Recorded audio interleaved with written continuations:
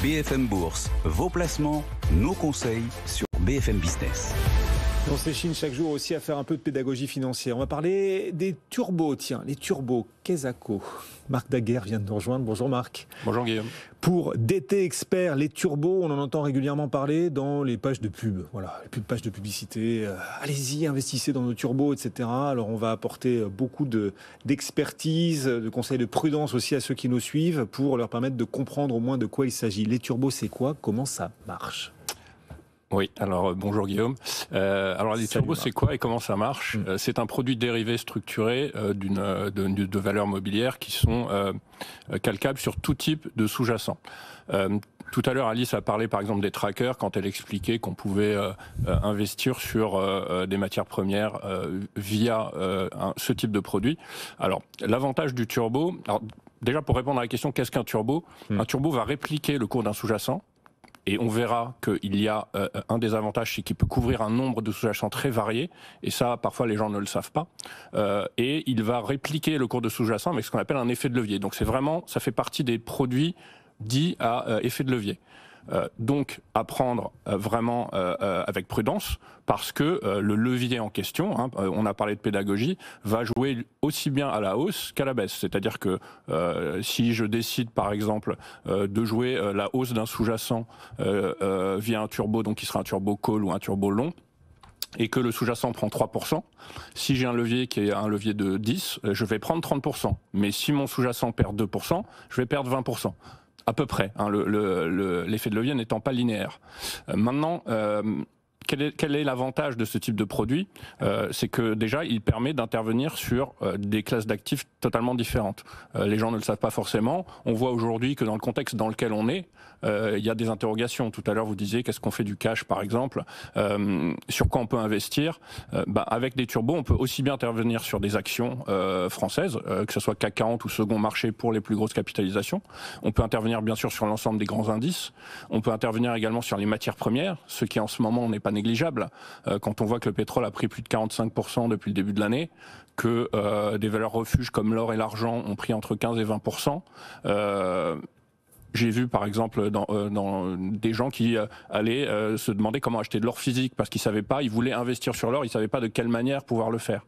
Alors qu'on peut très bien investir sur l'or via ce type de produit. Et on peut également, et c'est encore un autre avantage, investir sur des turbos, sur une classe d'actifs comme le marché d'échange, le forex, qui lui est pas soumis de la même manière à la loi de l'offre et de la demande, comme le sont les matières premières en l'occurrence, ou parfois les actions en fonction du contexte. Donc ça peut être également un moyen de diversifier son portefeuille. Et les turbos, alors on comprend capacité à délivrer énormément de performances, mais aussi de sous-performance aussi lorsque le marché ou le sous-jacent se met à reculer.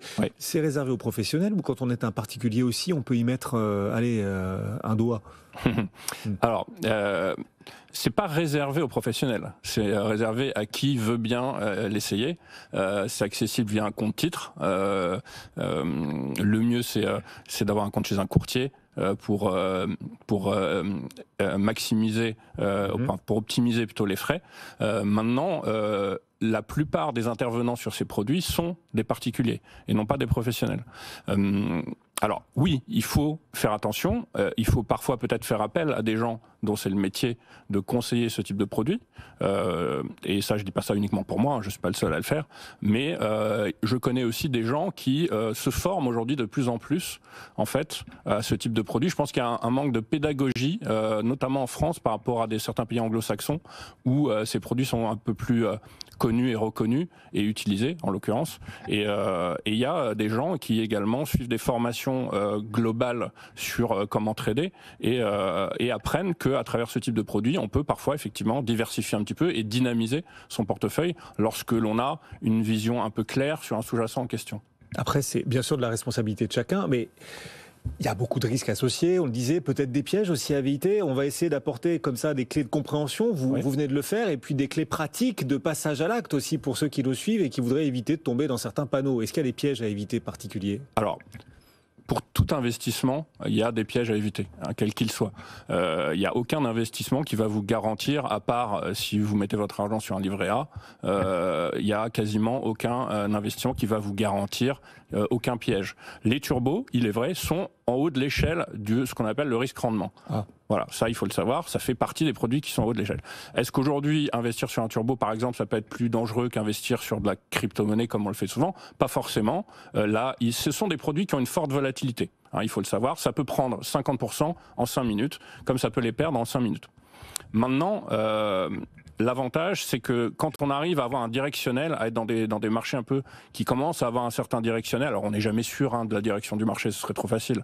Ça peut permettre effectivement, comme vous le disiez, alors comme vous disiez, y mettre un doigt, je pense qu'il faut effectivement, en tout cas certainement pas au démarrage, y mettre une somme importante de son capital global. Voilà, il faut rester très prudent par rapport à ça, mais ça peut effectivement être un moyen de dynamiser les gains qu'on pourrait faire lorsque l'on est dans des directionnels qui nous semblent un peu plus clairs. Autre avantage, c'est qu'un turbo peut vous permettre de répliquer la hausse ou la baisse de façon quasiment totalement symétrique.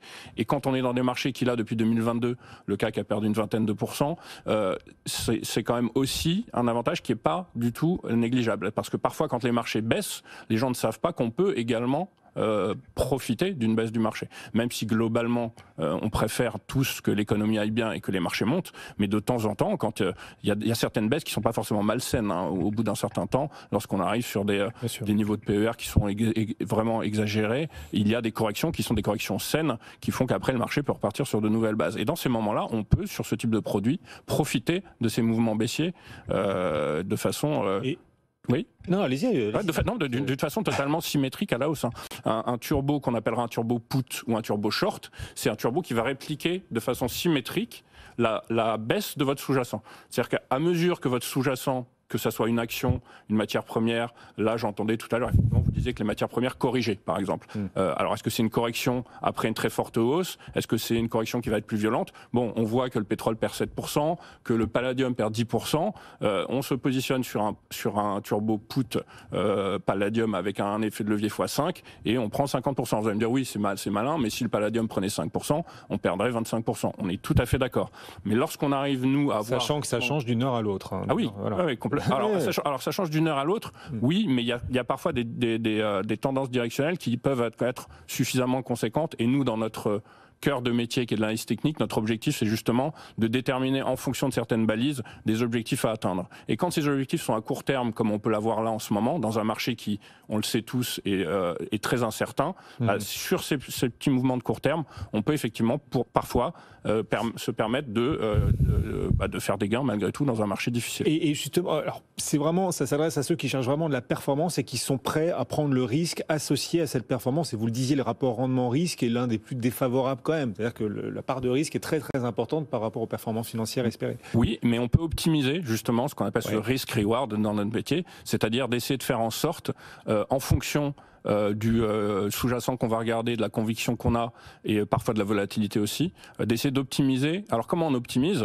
Par exemple, nous, dans notre métier, lorsqu'on repère un niveau de support très fort sur une valeur ou inversement une résistance très forte et qu'à l'approche de ce niveau, on sent qu'il peut y avoir un rebond ou une butée, c'est exactement dans ce cas de figure qu'on va optimiser parce qu'on va être proche d'un niveau clé. Donc on va pouvoir mettre ce qu'on appelle nous notre stop de protection relativement proche.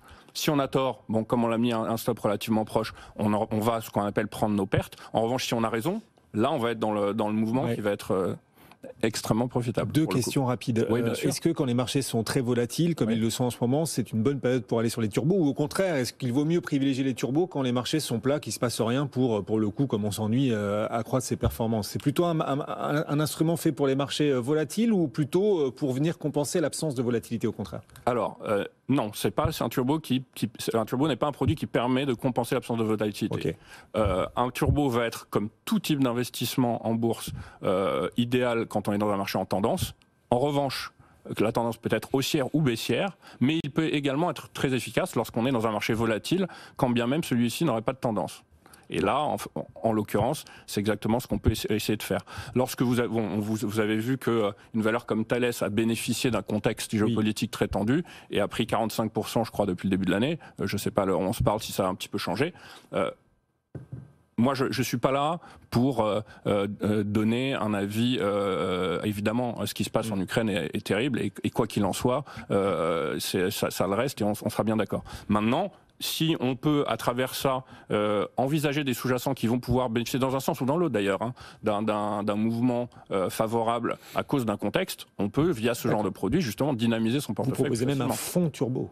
Alors, on est en train de structurer. Pour l'instant, c'est pas encore effectif parce que les démarches administratives prennent du temps, et notamment au niveau de la régulation avec l'AMF, etc. Mais c'est un projet qui est en cours et qui est pour l'instant en bonne voie. Ça existe déjà dans des pays comme l'Allemagne, par exemple, ça fonctionne bien.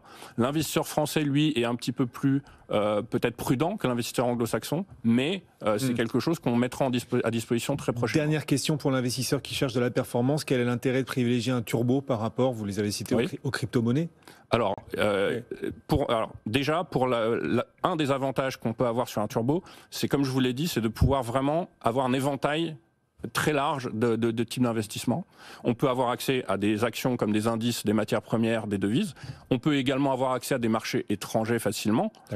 Et il n'est pas exclu, mais là je dis sous réserve parce que pour l'instant ce n'est pas du tout encore actuel, mais il n'est pas exclu qu'à terme il puisse y avoir des turbos sur de la crypto-monnaie. Maintenant, la crypto-monnaie aujourd'hui, vous avez un ensemble d'investisseurs qui y va par connaissance véritable de cause, comme vous le faites très bien d'ailleurs, de façon très pédagogique dans votre émission sur la crypto-monnaie avec mon ami Owen, c'est que on a là des investisseurs qui savent qu'il y a des projets derrière au niveau de la blockchain. Mais très sincèrement, et je le vois parce que j'ai des questions très récurrentes à ce propos, il y a énormément d'investisseurs crypto qui cherchent de la volatilité en fait, qui cherchent des pourcentages de gains qu'on leur a vendus un peu mirifiques, sans véritablement savoir. Et depuis un an, les investissements sur la crypto-monnaie sont un peu tendus. Je ne dis pas du tout que c'est un mauvais investissement, loin de là. C'est quelque chose qui me semble pérenne et sur lequel je pense qu'il peut y avoir de l'avenir.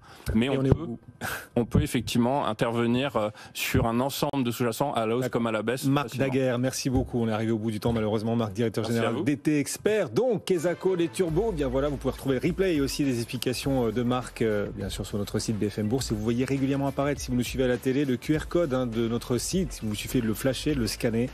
Et vous vous retrouverez au milieu de tous ces nombreux articles, des replays aussi de l'émission sur notre site, donc BFM Bourse. Merci d'être passé nous voir, Marc. À très bientôt. Le CAC perd 0,36%. Dans un instant, direction la Tour Euronext. On rejoindra Étienne Braque. À tout de suite. BFM Bourse, vos placements, nos conseils sur BFM Business.